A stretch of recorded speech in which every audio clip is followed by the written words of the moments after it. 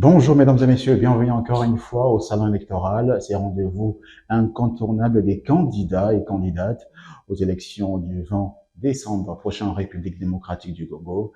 Et nouvel invité est déjà dans nos murs, nous allons le prendre. Il est à quelques mètres d'ici. On va le prendre rapidement.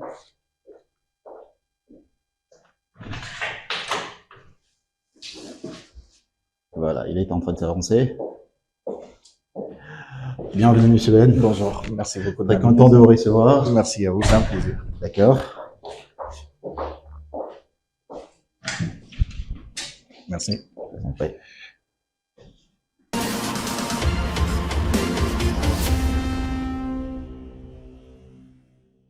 Nous sommes déjà dans notre salon, notre invité est déjà là, mais avant de le prendre, nous allons passer aux news électorales.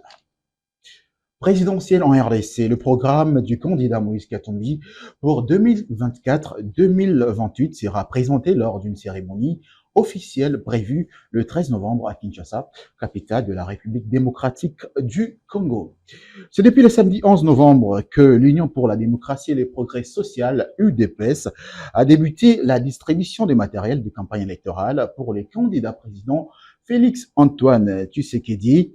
Ce sont donc le province de Maïndombe, Congo central, Kwilu et Kwango qui sont concernés par cette première distribution de l'UDPS.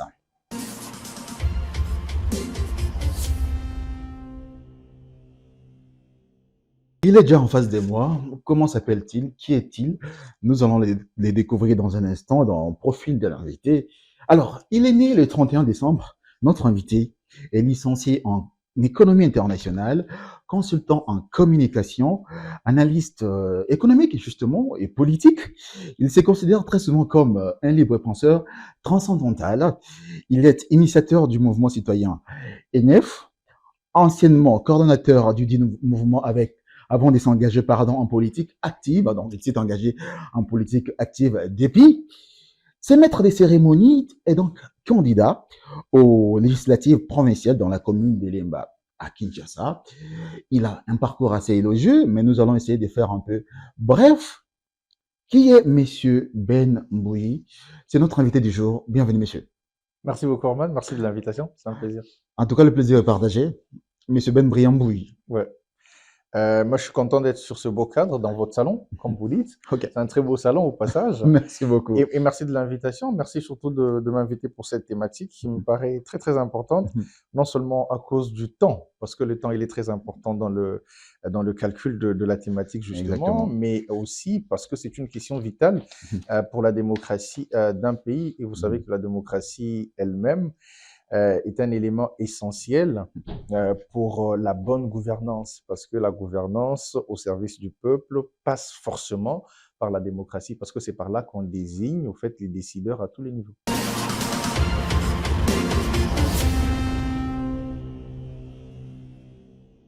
Alors, nous avons dit que nous allons découvrir pendant cette émission qui est Ben Mbouyi. On l'espère aussi brillant avec son nom. Ah, ok. Donc, nous l'avons décortiqué un tout petit peu. Nous vous l'avons décortiqué d'ailleurs un tout petit peu, mais grâce à vos interventions, le public qui nous suit pourra éventuellement aussi vous découvrir davantage. Mais dites-nous pourquoi vous avez préféré postuler comme candidat député provincial. Alors ça, c'est une question très importante. Mais bizarrement, c'est la première fois que je réponds à cette question, parce qu'on ne me l'a jamais posée. C'est parti d'un constat amer, mais un constat simple que chaque Quinois peut faire.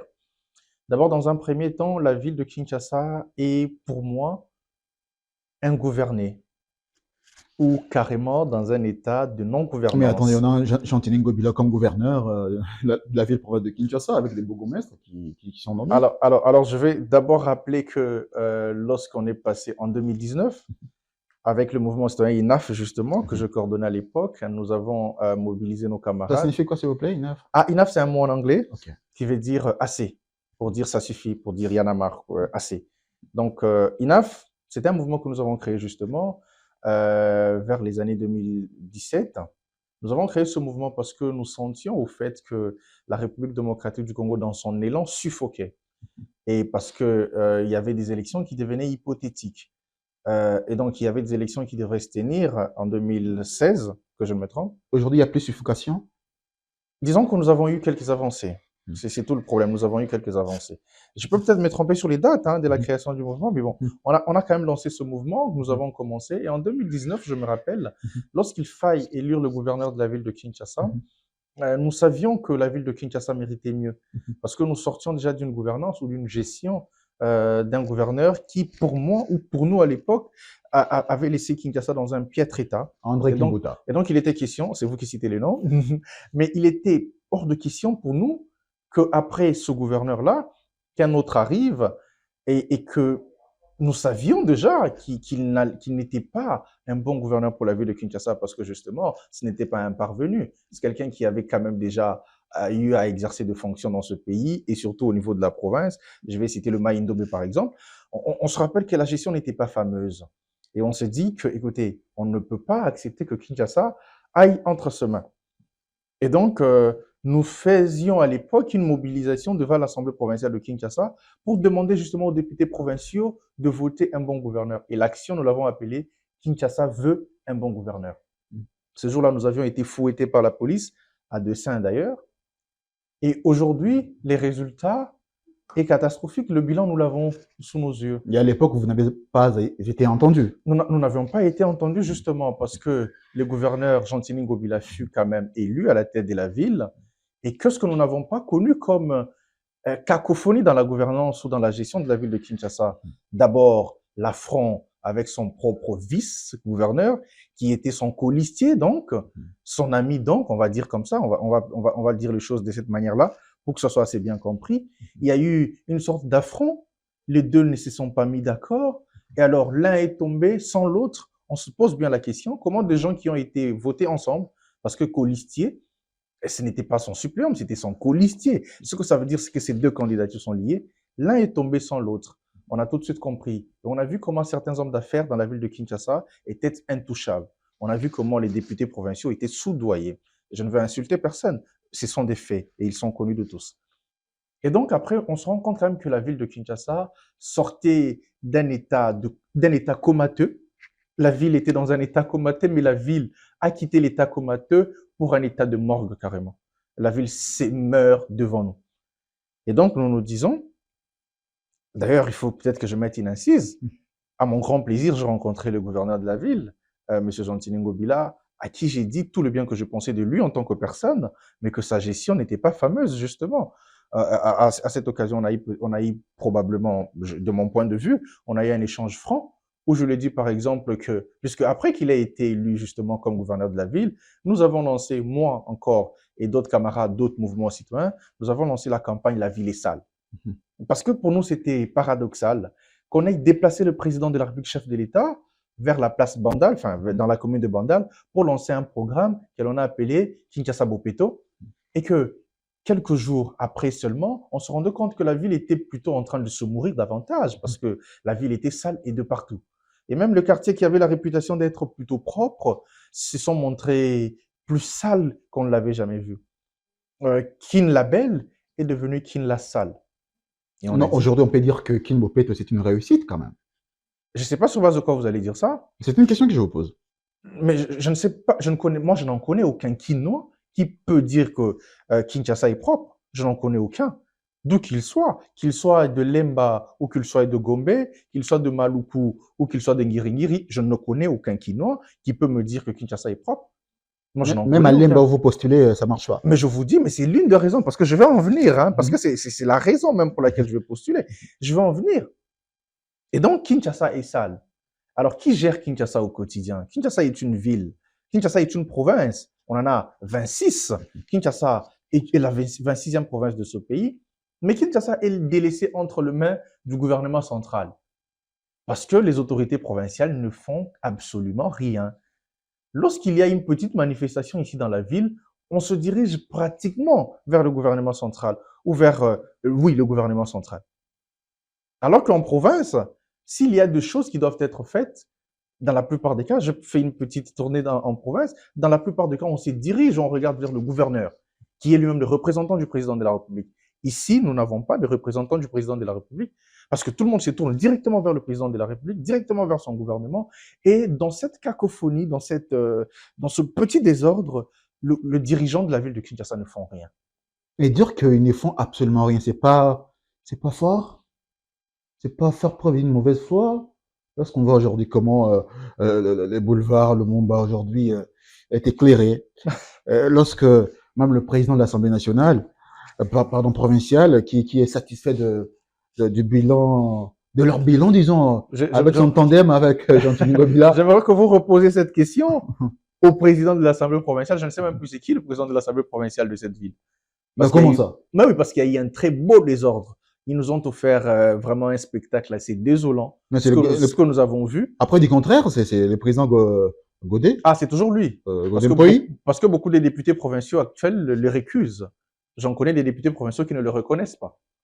Justement parce que il y a eu une sorte de rivalité entre le gouverneur de la ville et les présidents de l'Assemblée provinciale. Parce que les accords, j'ai envie de dire, les accords plutôt incommodes qu'ils ont eu à concocter sous l'effet de je ne sais quoi, ces accords sont arrivés à leur fin, sont arrivés à leur mort, et aujourd'hui il y a une telle rivalité. Lorsque par exemple le président de l'Assemblée provinciale, parce que vous me confirmez que c'est toujours le professeur Godin Poy, lui, aujourd'hui, il ne peut pas vous dire justement que la ville de Kinshasa est bien gérée. Parce qu'il a reconnu que non seulement ils ont trouvé des dettes, que cette ville s'était endettée auprès de banques et de banques privées. Actuellement, aujourd'hui encore, la ville continue de s'endetter. Mais alors, c'est ce qu'on appelle au fait, euh, c'est ce qu'on appelle de dette odieuse. Parce que la ville, une entité de l'État, va s'endetter pour le bénéfice de quelques individus. Ça, c'est des dettes odieuses qui ne vont servir à personne, qui ne servent On surtout l'a pas à la vu, ils ne ville. s'endettent pas en faveur de la population, mais c'est pour C'est des tout le intérêts problème. personnels. C'est tout le problème. La ville s'endette pour que quelques individus bénéficient de cet argent. Et alors, on peut se poser la question, quand il faudra rembourser, qui remboursera? Et donc, c'est là qu'on a vu cette guéguerre entre le président de l'Assemblée provinciale et le gouverneur de la ville, justement. Les deux ne s'entendaient plus. Ils se regardaient en chien de faïence, ils se regardent chat et souris. Et pendant ce temps, la ville est ingouvernée. Pendant ce temps, institutionnellement, parce qu'il faut souligner que l'Assemblée provinciale est une institution, justement, au niveau provincial, qui doit vivre, qui doit fonctionner. Institutionnellement, ce n'est pas faisable. Parce qu'on a, j'allais dire, un mot, mais pour des raisons de pudeur, je ne vais pas l'utiliser. On a peut-être soudoyé quelques députés pour qu'ils boycottent tout ce que va faire le gouverneur et certains autres qu'ils boycottent tout ce que va faire le président de l'Assemblée provinciale. On est dans un état de Mais désordre. justement, toute l'émotion contre Jean-Tini Gobila, ça passe pas. Ah ben oui, parce que vous savez qu'à l'Assemblée provinciale, il y a un club d'amis de Jean Ngobila en même temps. Alors, c'est vrai ça? Ah ben si, il y a des députés qui se font appeler les clubs d'amis de ou les amis de Ngobila, une histoire comme ça. Alors ce sont ces personnes-là qui bénéficient de tous les avantages envers et contre tous. Hein, ils bénéficient des avantages envers et contre tous, et même envers et contre la population. Mais d'où la raison de votre candidature. D'où la raison de ma candidature. Elle se motive, hein. En quoi exactement? C'est la partie la plus importante et c'est Allez-y. l'essentiel. Allez-y. Je suis candidat. Oui, je suis candidat. Oui, je suis candidat député provincial dans la circonscription électorale de Lemba, la commune de Lemba, cette commune qui m'a vu grandir, cette commune qui m'a tout donné, cette commune qui m'a porté. Pour la petite histoire, je suis fruit des écoles de Lemba. J'ai fait une partie de mes humanités au collège Saint-Théophile de Lemba, très bien réputé, très bien connu. Et j'ai finalement fini mes humanités avec mon diplôme d'État à l'école Sainte-Famille de Rigini, très bien connu, très bien réputé également. Et donc, je suis un fruit, un pur produit de l'EMBA. Et aujourd'hui, je vais défendre ma commune. Première raison. Parce que les délégués que nous avons envoyés aux élections dernières, c'est-à-dire les élections de 2018, les deux députés provinciaux de l'EMBA que nous avions votés ne nous ont pas valablement représentés. J'ai même envie de dire qu'ils ne nous ont pas représentés du tout. Deuxième chose, ils n'ont pas voté le bon gouverneur. Ils n'ont pas donné à la ville de Kinshasa le gouverneur qu'il faut. Parce que cette ville a besoin d'être gouvernée, c'est une métropole, c'est une grande capitale en Afrique et même dans le monde. On va se rappeler que c'est la plus grande ville francophone au monde. Cette ville a besoin d'être gérée. Quand on dit que c'est la plus grande ville francophone au monde, c'est pas seulement en termes d'étendue, mais surtout en termes de population. Quand vous avez une population, voilà, quand vous avez une population qui ne sait pas à qui regarder, quand vous avez une population qui ne sait pas à quel sein se vouer, quand vous avez une population qui est délaissée à son propre et triste sort, vous êtes en train de créer, c'est déjà une bombe à retardement. Et donc, l'ambition première, de mon point de vue, pour moi, c'est de donner à la ville de Kinshasa un bon gouverneur. Ça, c'est la première des choses. La deuxième des choses, Mais vous ne saurez pas le faire vous-même ou seul. oui, je fais confiance à mes collègues, mes futurs collègues, Mhm. lorsque nous serons élus députés. Je fais confiance à mes futurs collègues parce que je vais leur faire comprendre que cette ville n'a pas besoin que l'on bouffe, je ne sais pas moi, de per diem, je ne sais pas moi, que l'on accepte une consigne qui vient de je ne sais où, mais cette ville a besoin que l'on donne la personne providentielle, même si les personnes providentielles n'existent pas, mais qu'on donne à cette ville la personne qu'il faut. Une personne qui va véritablement écouter le peuple, une personne qui va véritablement écouter les échos de nos communes respectives. Il y en a 24 communes sur cette ville. C'est immense, c'est énorme. Oui, un bon gouverneur pour gérer la déchetterie, pour gérer l'insalubrité ou la salubrité de la ville. Parce que Kinshasa suffoque. Kinshasa inonde. Kinshasa est inondé. Kinshasa, les embouteillages sont interminables. Si la garde républicaine n'est pas dans le rue de Kinshasa pour essayer de frayer le passage, pour essayer de désengorger, cette ville se meurt. Non, après la pluie à Kinshasa, c'est plus le beau temps, c'est le calvaire. C'est les calvaires, c'est l'enfer. Je suis économiste de formation, je sais que le temps, c'est de l'argent. Je sais que 5 minutes de perdu dans l'embouteillage, c'est de l'argent de perdu. Je sais qu'une heure de perdu dans des embouteillages, c'est beaucoup d'argent de perdu. Est-ce que les dirigeants tiennent compte de cela? Ils devraient pourtant. Malheureusement, ils ne tiennent pas, mais ils devraient. Et c'est aussi ça l'objectif. L'objectif, c'est que lorsque cette ville sera en train de parler, lorsque cette ville parlera au niveau national, ça veut dire lorsque le sénateur que nous allons voter, parce que c'est encore les députés provinciaux qui votent. Vous qui allez voter les sénateurs. Lorsque cette ville parlera au niveau national, donc lorsque les sénateurs de Kinshasa parleront, il faudrait qu'ils parlent en tenant compte de ceci, en tenant compte du fait que chaque fois que nous perdons une heure dans les embouteillages, nous avons perdu énormément d'argent.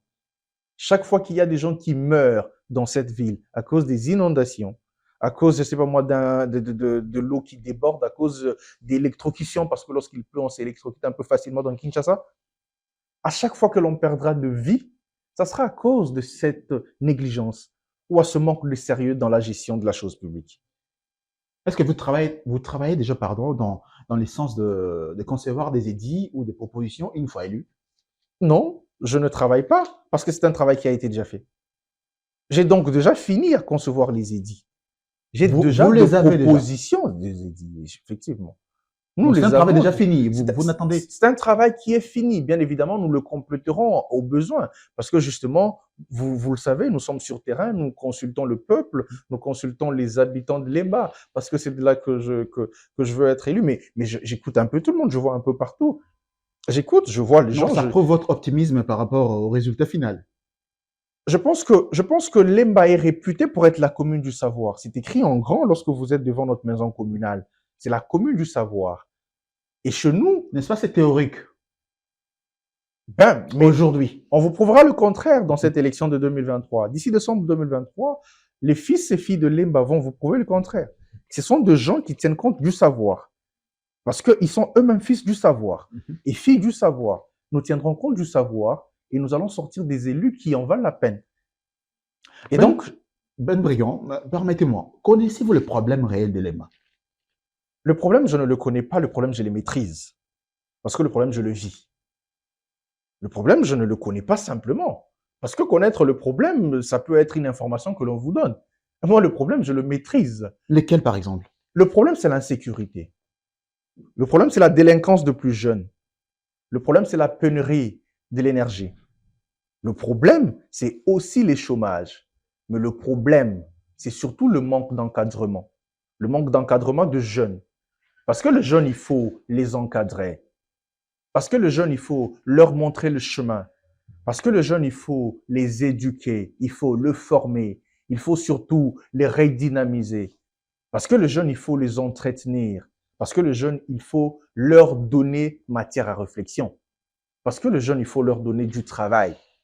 Et ce n'est pas le travail qui manque dans ce pays. Mais comment dans une commune réputée des savoirs, comme vous venez de le dire, on y retrouve des délinquants? C'est pas paradoxal? Ça va sembler paradoxal. Pourtant, tout s'explique, tout se tient. Lorsque vous ne réglez pas le problème social, ou lorsque le problème social n'est pas résolu, la conséquence, elle est immédiate. Nous n'avons pas tenu compte pendant de longues années, le dirigeant pendant de longues années n'ont pas tenu compte du facteur social, n'ont pas tenu compte de problèmes sociaux. Et de ce point de vue, la conséquence a été immédiate. Et donc, les infiltrations, et donc les personnes qui sont venues d'ailleurs, sont entrées dans notre commune, ils nous ont infiltrés, ils ont intoxiqué nos jeunes frères, nos jeunes sœurs, ils les ont intoxiqués. La Ils leur commune ont de Lemba est appris, donc infiltrée aujourd'hui. oui, infiltrés, pas que par des personnes, mais par une mentalité. Une mentalité qui Mentalité ne de vient commune pas de nous. voisine. Mais justement, je ne vais pas en citer les noms. Je suis très ami, je suis quinois, moi. Je suis fils d'un peu partout. Mais je suis surtout un Mwana Lemba. Mais justement, Donc, comment faire pour résolver tous ces fléaux, tous ces problèmes auxquels la commune de Lemba fait face? très bien. Je ne veux pas me considérer déjà en campagne, Mhm. mais je veux me permettre quand même Mhm. de dire que nous avons un projet, nous avons une proposition qui est claire, nous avons une ambition qui est claire et qui ne s'éparpille du tout pas. Parce que, comme qui dirait, ce qui se conçoit bien s'énonce clairement et les mots pour les dire viennent aisément. Le problème, il est connu des autres, mais le problème, nous le maîtrisons, surtout nous, les Banalemba, nous le connaissons. Nous avons donc choisi d'aller sur des axes, deux axes de travail. Nous serons sur un axe institutionnel, parce que c'est dans l'axe institutionnel que nous allons donner à la ville de Kinshasa un bon gouverneur. C'est dans l'axe institutionnel que nous allons donner à la ville de Kinshasa des sénateurs qui en valent la peine. C'est dans l'axe institutionnel que nous allons attirer l'attention des autorités sur nos communes respectives, sur notre ville. C'est dans l'axe institutionnel que nous aurons à rencontrer, par exemple, le Premier ministre et lui dire que regardez cette question, il faut que la Caisse nationale de péréquation entre en jeu, il faut qu'on arrive à non seulement décentraliser, parce que ça c'est l'axe institutionnel, c'est très important, il faut non seulement décentraliser comme on a décentralisé l'administration, mais il faut aussi déconcentrer surtout. Alors, Ben Briand, peut-être nous allons aller en profondeur prochainement parce que nous ne sommes pas encore en campagne. Parlons de cette thématique quand même qui nous s'avère très importante. Comment expliquer l'engagement, remarquable d'ailleurs, de jeunes au scrutin du 20 décembre, d'ailleurs, auquel vous êtes engagés? On voit au niveau présidentiel, au niveau législatif, on voit même sur le plan communal et tout, les jeunes sont massivement engagés. Comment expliquer cela? Peut-être parce que la plupart des jeunes ont des projets viables. J'ai parlé tout à l'heure de l'axe institutionnel de mon programme, mais je n'ai pas parlé de l'axe social. Parce que l'axe social, il est très important.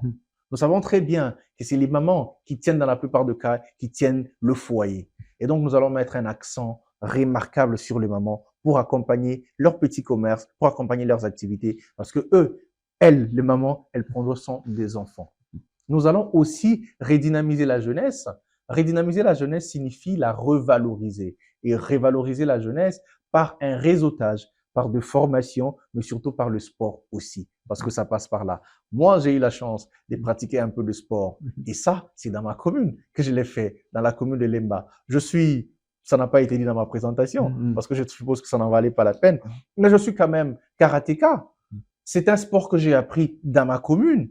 Et ça m'a, d'une certaine manière, ça m'a formé. D'une certaine manière, ça m'a donné une très grande discipline. Et je peux vous dire que tous mes amis avec qui nous avons pratiqué ce sport ne se livrent pas dans la délinquance. Parce que justement, le sport forme quelque part. Donc, un vrai sportif, pardon, ne tombe pas dans la délinquance. Aucun. Vous n'en On ne verrez verra aucun. pas un sportif Coluna. Vous n'en verrez aucun. Un vrai. Tous ceux que nous voyons. Non, ce ne sont pas des sportifs. Bombé, torse bombé et tout. En tout cas, ce ne sont pas des sportifs. Ou alors, ce sont des sportifs de ramassis, qui ne sont pas passés par de vraies écoles de formation, par de vraies écoles. Et donc, ça, c'était peut-être pour ne pas aller en profondeur avec mon côté social, que je vais bien évidemment. On y reviendra peut-être prochainement. Que je vais bien étayer très prochainement. Vous m'en donnerez l'occasion, je vous en remercie. D'ores et déjà. Et donc, pour revenir à la question que vous posez, il faut commencer par dire une chose. Et ça, je veux que ça soit dit, mais que ça soit aussi entendu. Jeunesse n'est pas gage de compétence. Jeunesse n'est pas gage de valeur. Jeunesse n'est pas gage de quoi que ce soit. Ce n'est pas parce qu'on est jeune qu'on est compétent. Ce n'est pas parce qu'on est jeune qu'on a forcément de valeur. Ce n'est pas parce qu'on est jeune qu'on sait forcément mieux faire. Vous vous opposez aux jeunes? Je ne m'oppose à aucun jeune, je suis moi-même jeune. Comment expliquer tout cela? Tout ce que j'essaye de dire, c'est que on n'est pas de la génération rupture, on ne vient pas dans le rajeunissement lui-même de la classe politique, ce n'est pas remplacer de jeunes, entre guillemets, par de vieux, entre guillemets. Le rajeunissement de la classe politique, de mon point de vue, c'est l'injection. Alors, c'est le fait de dropper des idées novatrices, des idées nouvelles, des idées adaptées à la génération, des idées adaptées aux besoins. Mais il se fait que les idées adaptées à la génération, les idées novatrices sont portées par le jeune dans la plupart des cas. Le jeune s'intéresse à cette question parce que, tout naturellement, le jeune représente quand même dans ce pays 69% de la population. Et ça, ce sont des chiffres anciens. Probablement, ça a évolué. Donc, la grande majorité de ces pays est jeune. Cette ville est jeune. Ce pays est très jeune lui-même. Et donc, tout naturellement, la majorité l'emporte. C'est pour ça que la plupart sont intéressés par la question politique. La deuxième chose, c'est que le président de la République, le chef de l'État, l'actuel président, M. Félix Tshisekedi, a donné beaucoup de place, a donné une grande tribune d'expression à la jeunesse. Regardez dans son gouvernement, on peut en dénombrer plus de 5 qui ont moins de 40 ans ou qui à peine frôlent la quarantaine. Le président de la République, dans l'administration publique, il fait de ce rajeunissement son leitmotiv ou, je sais pas moi, son cheval de bataille. Dans ses nominations, dans la petite territoriale, j'ai beaucoup d'amis bourgmestres aujourd'hui qui ont été nommés par le chef de l'État. Parlons justement même du chef de l'État, Félix-Antoine Tshisekedi. Vous l'avez déjà rencontré. Vous avez certainement eu l'occasion d'échanger avec lui. Lorsque vous avez parlé avec lui, lorsque vous avez échangé avec lui, qu'est-ce que vous avez senti en lui? Quel type d'homme représentait-il ou représente pour vous? Ah, mais effectivement, j'ai eu la grande chance de rencontrer le président de la République, justement. J'ai échangé avec lui, effectivement, quelques phrases, et c'était suffisant. Et c'était beaucoup pour comprendre que cet homme, il mettait beaucoup l'accent sur la jeunesse. Et c'est de ça que je suis en train de parler. Il a dit ce jour-là, lorsque nous l'avons rencontré, moi et certains amis, il a dit justement qu'il faisait confiance à la jeunesse. Et que pour lui, la jeunesse n'est pas l'avenir, mais que la jeunesse, c'est le présent. Et c'est tout ce que je dis. Moi, depuis tout ce temps, j'ai dit que la jeunesse, ce n'est pas demain. La jeunesse, c'est maintenant. La jeunesse, c'est non seulement maintenant, mais c'est aussi demain. Et lui, le président Tshisekedi, il a compris parce qu'il accorde beaucoup de place à cette jeunesse. Et véritablement, quand vous voyez la gratuité de l'enseignement, c'est une action constitutionnelle de surcroît qui ne voit que la jeunesse parce que les élèves, c'est que de jeunes. Lorsque vous regardez Transacademia, c'est que de jeunes, c'est pour la jeunesse. Lorsque vous regardez le Home de l'Unikin rénové, c'est pour la jeunesse. Lorsque vous regardez le nouveau bâtiment de l'UPN, c'est pour la jeunesse. Et il n'y a pas que ça. On peut en citer de tonnes d'actions, d'activités qui sont faites, qui continuent d'être mises en place, qui continuent d'être implémentées pour la jeunesse. Avec la maternité gratuite aussi, donc on pense Oui. aussi à la jeunesse, les nouveau-nés. Oui, probablement. Mais oui, parce que là, je pense que c'est plutôt l'axe de santé universelle, parce que la santé maternelle et infantile est très importante. Vous savez que dans ce pays, beaucoup de femmes meurent en essayant de donner la vie, et ça ne devrait pas être le cas, ça ne devrait pas être du tout acceptable. Je pense que c'est très bien que le président mette l'accent sur ça aussi. C'est génial, j'ai envie de dire. Vous avez l'impression qu'avec avec l'amour ou la dévotion, je veux dire, ou cet engagement du chef de l'État actuel de promouvoir la jeunesse, c'est ce qui a poussé celle-ci à s'engager aussi nombreux en politique? Oui. Ou pour les élections prochaines? Oui, je pense. Je pense que la plupart C'était une motivation pour eux. Oui, parce qu'ils ont compris justement que la jeunesse a sa place. Ils ont compris que, je vais vous donner cet exemple que j'aime beaucoup donner. Lorsque nous sommes en 2006, les premières élections pluralistes de ce pays, lorsque nous sommes en 2006, le plus jeune député de l'époque a 39 ans. Le plus jeune député, 39 ans, Serge Amouli, à moins que je me trompe. Nous arrivons en 2011, c'est la deuxième élection. Le plus jeune député à l'époque, il a 29 ans, 29. C'est Patrick Mouyaya, que je me trompe. Lorsque nous arrivons en 2018, la dernière élection, avant celle que nous entamons, les tout jeunes élus, il y en avait 2. Ils avaient tous 2 l'âge minimal. Aminata Namasia, Jackson Afingoto, ils avaient tous 2 25 ans, pile 25 ans. ce que ça exprime, ce que cette courbe décroissante des 39, 29 et maintenant 25, cette courbe décroissante montre justement que la population congolaise qui commence à prendre maturité. On peut avoir demain un député national ou provincial de 18 ans.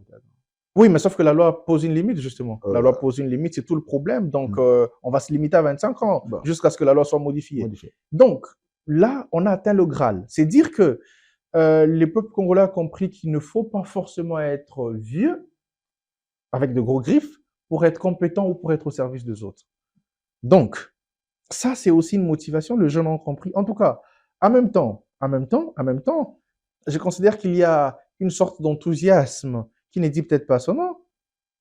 Ou alors, je pense aussi qu'il y a un petit désordre parce que certaines personnes ne comprennent véritablement pas pourquoi ils vont postuler et certaines personnes ne savent même pas quels sont le rôle leur dévolu ou qui leur reviennent en tant que Mais député justement, provincial. tout doit partir de là. Il faut savoir pourquoi on doit être élu député provincial ou député C'est tout national. le problème. C'est pour ça que je dis que jeunesse n'est pas forcément gage de valeur, n'est pas gage de compétence. Parce qu'on ne peut pas prétendre avoir de compétences pour un poste que l'on ne connaît, dont on ne connaît même pas les a priori, ou même dont on ne connaît même pas le raison, ou dont on ne connaît pas le fonction, le rôle et les attributions. Ben Briamboui, vous avez parlé tout à l'heure d'un élément très important, vous l'avez évoqué, le chômage à Lemba, ou la commune que vous connaissez très bien. Ouais. Mais c'est un cas général de Kinshasa, mais Ouais. également de toute la République démocratique du Congo. Ouais. N'est-ce pas la floraison des candidatures de jeunes peut s'expliquer par le taux de chômage élevé? Ah, ok. Est-ce que je suis censé dire oui à ça? Oui. Mais est-ce que je peux dire non? Non. Oui et non. Expliquez-vous. Oui, parce que moi, par exemple, je suis candidat, je suis pas chômeur. Voilà. C'est pas pour des raisons économiques que je vais en politique. Ça, il faut que ça soit dit. Je suis pas chômeur. J'ai quand même la petite grâce de joindre le deux bouts de moi. Donc, ça va. Si ça n'en tenait qu'à ça, si ce n'était qu'une question économique, je ne serais peut-être pas candidat parce qu'en plus, c'est des fonds, des dépensés pour faire campagne, pour tout ça. C'est des fonds que l'on dépense et c'est toujours pas évident. Mais oui, parce qu'effectivement, certaines personnes se disent que voilà, en politique, il y a de l'argent facile. On se tape de l'argent facilement, donc. Voilà. Mais ça, c'est pas de leur faute. Et ça, c'est aussi le côté subjectif, j'ai envie de dire ça comme ça. C'est le côté subjectif pour lequel je postule aussi. Parce que j'ai aussi envie de prouver à la génération actuelle et à la génération future probablement qu'on peut faire la politique tout en restant intègre et honnête. Et j'ai envie de prouver qu'on peut croire, qu'on peut être valeureux et faire de la politique dans ce pays. Peut-on être valeureux, honnête face à des millions, Oui, on peut l'être, oui. comme on le voit aujourd'hui en RDC? Je vous dis qu'on peut l'être. C'est vrai que tout le monde a un prix, c'est ce que j'entends dire. Mais tout le monde n'a pas le même prix. Les prix des autres, c'est simplement les convictions. Chacun a un prix. Le prix de quelqu'un, ça peut être 60 millions, ça peut être 100 millions. Mais pour quelqu'un d'autre, son prix, ça peut être simplement ses convictions. Et je pense humblement que je fais partie de ces personnes-là. Je pense humblement que si j'ai un prix aujourd'hui, moi, c'est les prix de mes convictions. Je pense humblement que si j'ai un prix, moi, aujourd'hui, c'est simplement mes objectifs. Et rien de plus.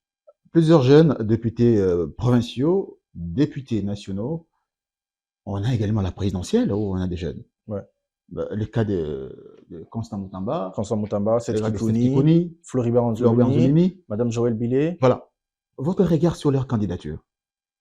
Mais je salue d'ores et déjà cet acte démocratique parce que ça quand même ça donne un boost à notre démocratie. Mais en plus de cela, ça booste aussi les autres de voir que l'ambition n'est pas qu'un apanage de certaines personnes. Mais surtout, l'ambition dont on n'a pas les compétences est assimilée à un crime. Voilà. J'aimerais simplement que les personnes qui ont postulé soient en mesure de nous prouver qu'ils sont susceptibles de jouer le rôle pour lequel ils vont concourir. Simplement ça.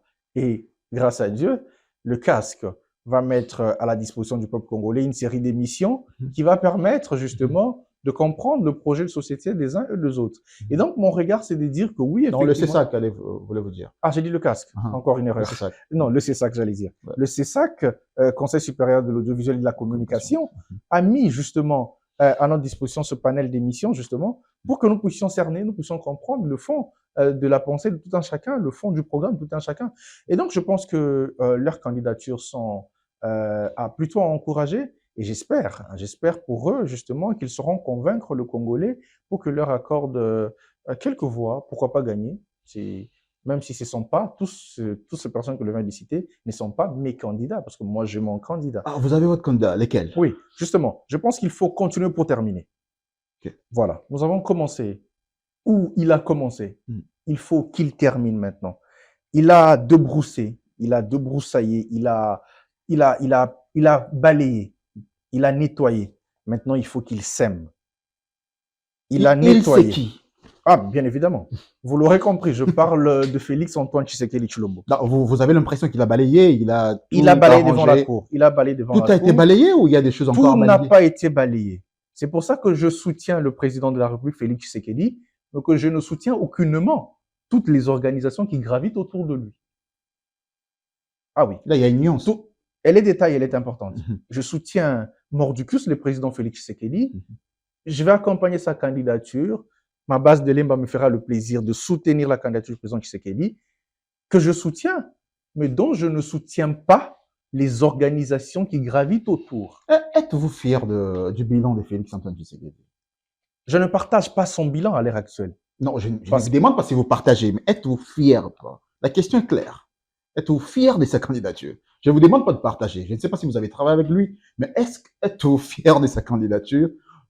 D'abord de sa candidature parce que vous la soutenez, là, il n'y a pas de problème, mais de son bilan en tant que Congolais. J'étais donc en train de dire que je ne partage pas son bilan à l'heure actuelle, mais j'en sors quand même satisfait. Satisfait à quelques points. Je suis satisfait. Il y a des choses qui auraient dû être faites, qui n'ont pas été. Il l'a reconnu lui-même. Et c'est pour ça que je pense qu'il faut continuer pour terminer. La justice, sur laquelle nous avions fondé beaucoup de nos espoirs, nous a, dans la plupart des cas, déçus. Et je pense qu'il est temps de continuer pour terminer. On a débroussé, on a débroussaillé, on a balayé devant la cour. Maintenant, il faut continuer pour terminer. Et je pense que ce qu'il n'a pas pu faire durant le quinquennat qui vient de passer, 5 ans, c'est suffisant. C'est pas peu, c'est pas beaucoup, c'est suffisant pour faire quelque chose. Les jalons ont été plantés, le décor, il est planté. Maintenant, place à la décoration. Place à la décoration. Bien entendu, avec vous, peut-être comme député. Hein. Je l'espère. Parce que, avec moi comme député provincial, je ferai de mon mieux pour contrôler au maximum le gouverneur qui dirigera la ville de Kinshasa, parce que le gouverneur qui dirige la ville de Kinshasa contribue énormément au bilan du président de la République. Et vous refuserez toute tentative de corruption? Alors, sur l'honneur, je n'ai jamais été corrompu depuis que j'existe. Et il n'y a pas de raison que ça change. Vous me regardez, vous voyez bien que je n'ai pas besoin de millions pour vivre. J'ai simplement besoin du strict minimum et je peux l'avoir sans être corrompu. Et donc, je ne vois aucune raison qui ferait que je sois corrompu par qui que ce soit. Surtout que j'ai été de l'autre côté. De l'autre côté, ça veut dire dans les mouvements citoyens, dans la société civile. J'ai milité contre la corruption. J'ai dénoncé la corruption. J'ai dénoncé ceux qui corrompent, ce qui était plongé dedans, ce qui corrompait, ce qui était corrompu eux-mêmes. J'ai dénoncé. Aujourd'hui, il n'y a aucune raison que je me retrouve dans ce cas, ni des corrompus, ni des corrupteurs. Ben Briand, les gens parlent beaucoup de vous sur les réseaux sociaux. Alors, nous avons sélectionné 2 personnes que nous allons découvrir dans Tendance RS.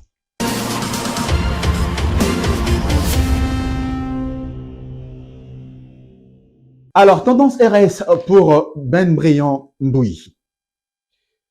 Ben Briand, Joas James Matello écrit ceci. Ben Briand, un jeune très engagé. Êtes-vous vraiment engagé lorsque Joas James Matello écrit comme ça? En quoi êtes-vous engagé? Je suis engagé pour une société juste. Je suis engagé pour une société de justice. Je suis engagé pour une société équitable. Je suis engagé pour un Congo prospère. Je suis par-dessus tout engagé pour une jeunesse émergente. Je suis engagé pour une génération qui n'est pas une génération sacrifiée, mais plutôt une génération qui se sacrifie pour le bien de ce pays. Oui, je suis très engagé. On prend cette fois-ci Lukusa Luc. Lukusa Luc écrit ceci. C'est Lemba qui va avoir un député avec qualité comme ça. Mais Bakolemba est bien. Votre réaction? Je suis un peu ému. Hmm. Parce qu'en même temps, je n'ai jamais rien fait qui puisse exister. Je n'ai jamais rien fait quoi que ce soit pour donner bonne impression.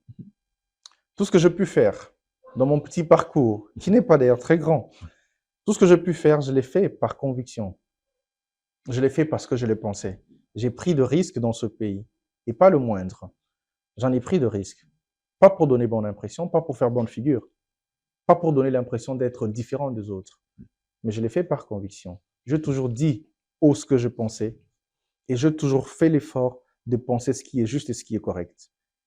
Parce que l'objectivité est la plus grande vertu pour moi qui guide toutes mes pensées.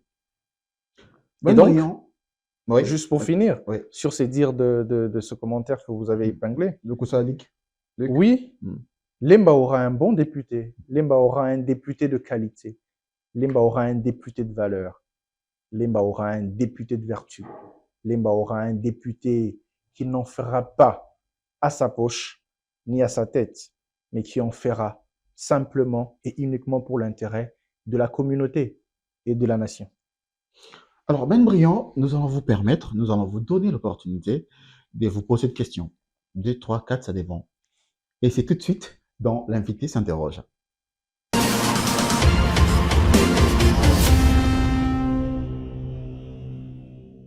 Alors, l'invité s'interroge. Monsieur Ben Bryant, quel bilan ou quelle est l'impression que vous avez sur le travail fait par la CENI? Alors, jusqu'ici, je pense véritablement que la CENI a fait un bon travail, ou du moins un travail acceptable, mais qui n'est pas irréprochable. Je suis non seulement candidat, mais je suis moi-même aussi électeur. Et je constate que ma carte d'électeur est illisible, complètement illisible en ce moment. Et je suis allé pour avoir un duplicata, comme on l'a demandé. On m'a demandé de payer, alors que ça est censé être gratuit.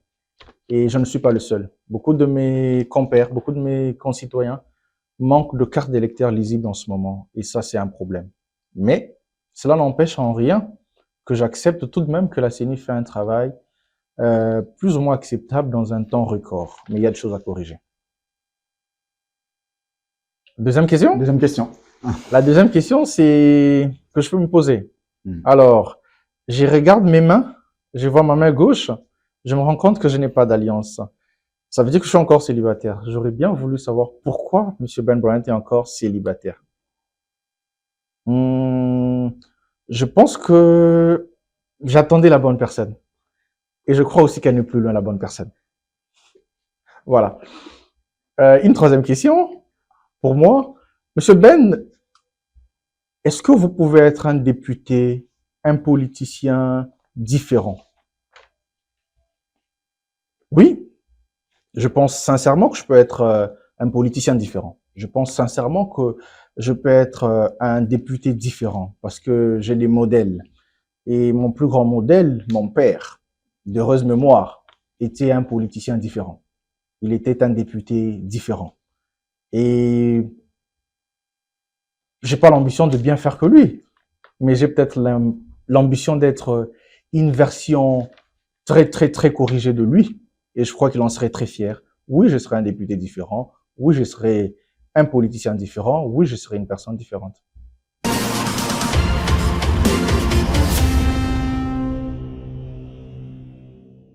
Alors, mesdames et messieurs, nous prenons la dernière rubrique, arrêt sur image, avec monsieur Ben Briand, qui est dans notre plateau salon électoral. Alors, monsieur Ben Briand, vous avez un téléphone devant vous. Je vois là avec monsieur Syndicat de Colo. C'était à quelle occasion, qui représente pour vous ces messieurs? Alors, Syndicat de Colo, paix à son âme, mais d'heureuse mémoire, était un Congolais, un Congolais de valeur. C'était un citoyen de grande valeur. C'était un citoyen congolais, mais aussi un citoyen du monde. C'est quelqu'un qui a aimé ce pays, mais qui l'a aussi défendu dans le moment où le Congo avait le plus besoin qu'on le défende. Et dans le moment où le Congo avait le plus besoin que des hommes s'élèvent et que ces personnes s'élèvent pour le Congo. Syndicat Dokolo s'est levé au bon moment. Il s'est levé quand il a failli ou quand il faille qu'on s'élève pour ce Congo. Syndicat Dokolo, quand il a fallu que les gens prennent à bras le corps les questions de ce pays, Syndicat Dokolo était parmi ces personnes. Je retiens de lui que c'était une personne aimable, plutôt ouverte. En dépit de toutes les personnalités du monde que Syndicat a pu rencontrer, il était, le jour où je le rencontrais, le 2 jours où je le rencontrais, à l'occasion du premier congrès, le congrès de son mouvement citoyen, le Congolais debout. À l'occasion du premier congrès de son mouvement, je le rencontrais plus de 2 fois, en tout cas je crois sur 3 jours. Il était prompt. Je vais raconter une petite anecdote. J'ai admiré Syndicat parce que je connaissais un peu ce qu'il faisait, donc je le voyais de loin. Et quand il est arrivé, on était avec quelques amis et tout le monde s'est précipité, entre guillemets, pour faire une photo avec Syndicat et pour le saluer, pour lui serrer la main. Moi, je le regardais simplement et je voulais savoir si la personne en face de moi correspondait à la personnalité que je connais. Oui. Et c'est Syndicat qui, le premier, m'a tendu la main et c'est lui qui s'est approché de moi et c'est lui qui me parlait en premier et c'est lui qui a plus parlé que moi. Et enfin, c'est lui qui a demandé « Ah, mais tout le monde a fait de photos. Tu veux en faire une ?» Donc, c'est lui qui a demandé la photo. Je lui ai dit « Mais c'est un plaisir. Immense. » D'accord. La deuxième photo, elle est devant vous, sous vos yeux, avec Tina Salama. Vous l'avez rencontrée où? C'est à quelle occasion? Est-ce qu'elle fait très bien son travail? J'ai rencontré Madame Tina plus d'une fois, la porte-parole du président de la République. On dit d'elle qu'elle est, et on ne dit pas parce que ça l'est, elle est record woman du temps des lectures à la télévision lorsqu'elle a lu des innombrables ordonnances du président de la République. Celle qui fait battre les cœurs de beaucoup de personnes lorsqu'elle passe à la télé. Quand on la voit sur les antennes de la RTNC, on peut se poser beaucoup de questions. Mais oui, c'est une femme exceptionnelle parce qu'elle a supporté ce rôle qu'elle a commencé avec Tarsis Kasongo Mayamba Yamba d'heureuse mémoire, paix à son âme d'ailleurs. Et Madame Tina est restée porte-parole du chef de l'État et elle s'est montrée dans l'innovation. Elle s'est montrée prompte à faire ce travail avec perspicacité. Et elle est, je pense, dans l'appareil présidentiel, elle est d'une grande utilité. Elle défend bien le couleur de la présidence et donc du président aussi, avec le country branding qu'elle défend plutôt bien. Et ces dernières initiatives étaient plutôt louables. Hein. La rencontre avec le président, la rencontre du président avec les jeunes entrepreneurs, la rencontre où Ask the President, où elle posait des questions au président. Oui, elle a ouvert une certaine porte sur le président de la République et c'est plutôt louable. Troisième photo. Patrick Mouya Katemboué, porte-parole du gouvernement. Ah, Monsieur la Source. Alors, j'aurais bien voulu me poser la question dans la rubrique de tout à l'heure, j'aurais bien voulu me poser la question, quelles sont mes références en politique?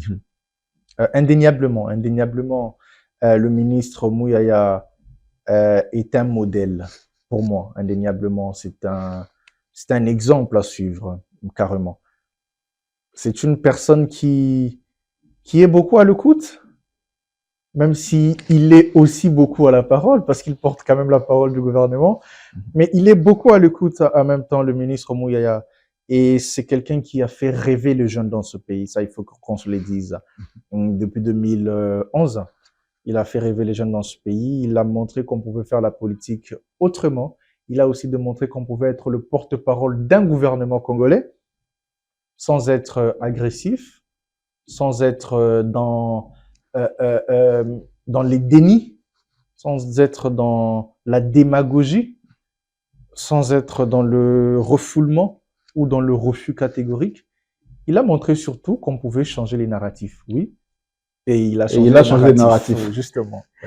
Voilà, nous allons prendre la dernière photo. Ah, La dernière photo, elle est là. Ça, je vois, vous êtes seul. oui. Alors, vous êtes seul. Comment pouvez-vous expliquer cette posture? On vous voit un entrepreneur, bureaucrate, futur député. Oui, nous sommes très exactement en 2020. 2020, je crois que c'est juin 2020, quand je lance mon entreprise. Je lance, enfin mon entreprise. C'est peut-être un bien gros terme. Quand je lance mon cabinet, mon cabinet de consultance en communication, quand je lance le fameux BBM Consulting, quand je lance BBM Consulting, oui, c'est pas une photo d'inauguration, mais c'est peut-être une photo de consécration. Je prends cette photo dans le bureau que je louais, justement pour le besoin de la cause. Et oui, j'ai lancé ma petite boîte comme ça parce que j'avais envie de formaliser les choses. J'étais déjà consultant en communication informelle parce que j'aidais beaucoup de personnes, des personnalités. Mais là, quelqu'un m'a conseillé de formaliser les choses. Je me suis dit, ouais, je peux le faire. Alors, même brillant, nous sommes arrivés à la fin de notre mission déjà. C'est allé très vite. Ah oui, c'est allé très vite. C'est allé très vite parce que c'était très intéressant. Merci beaucoup. Mais un petit message de paix. Nous sommes en période électorale, Ouais. préélectorale, même en période électorale, voire même post-électorale. On sent des mouvements, des tensions. Quelle attitude doit-on adopter pendant toutes ces périodes? Ouais, ça c'est quelque chose qui doit être dit par toute personne qui prend la parole en public. Il est temps que nous construisons ce pays parce que en toute sincérité, en toute honnêteté, de 65 ans, on va dire 65 ans, que ce pays a son indépendance, en tout cas depuis 1960 jusqu'aujourd'hui, nous avons plus passé de temps à détruire ce pays plutôt qu'à le construire. Ce pays a été détruit par le pillage.